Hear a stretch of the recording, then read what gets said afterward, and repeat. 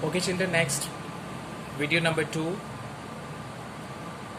and here we have to cover up 2 different topics. Suppose I have written here forces are not added by ordinary arithmetical rules. Why? If I give you example of mass, if we have a mass of an object 5 kg, another object having 10 kg, so total will be 15 kg. So we can apply for all those scalar quantities by adding arithmetical rules. But when we are adding 2 vector quantities or more than 2 vector quantities, since all those vector quantities possessing direction, so because of direction we are not going to apply, or generally we don't apply arithmetical rules. Okay, come towards this next, resultant vector. For example girls, our resultant vector is a single vector.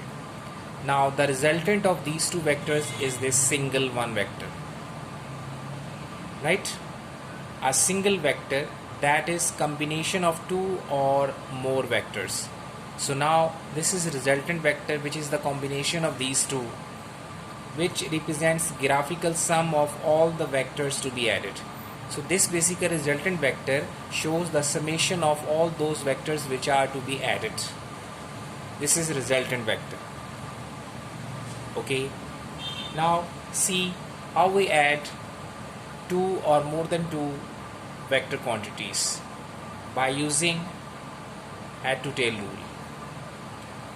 Girls, you have to follow 3 or 4 different steps which are involved by applying head to tail rule. Okay, so please try to understand one by one. Number 1 is, first of all, select a suitable scale.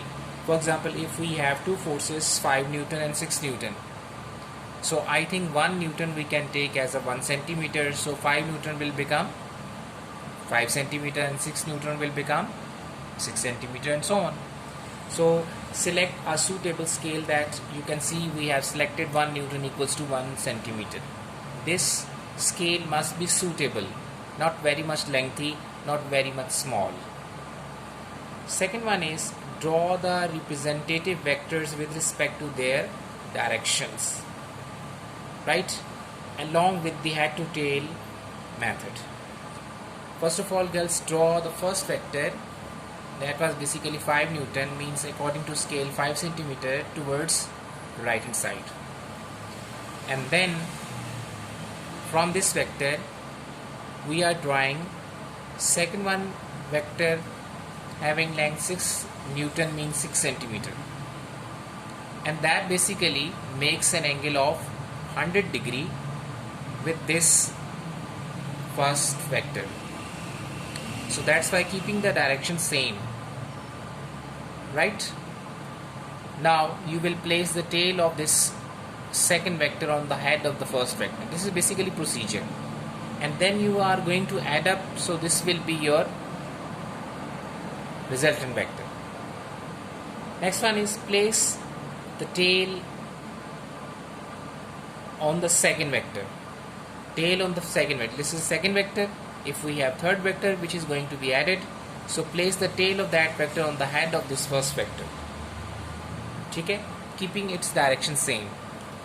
And similarly the tail of the third vector on the head of the second vector, and so on. Is it clear? Let's suppose if we have third vector, so if you want to add, so it means you will apply this head to tail rule method. At the end, draw the resultant vector R by joining the tail of the first vector to the head of the last vector. Okay, so I think girls, now this is very simple and easy head to tail rule for addition of vectors. Okay, so now please watch next video number 3.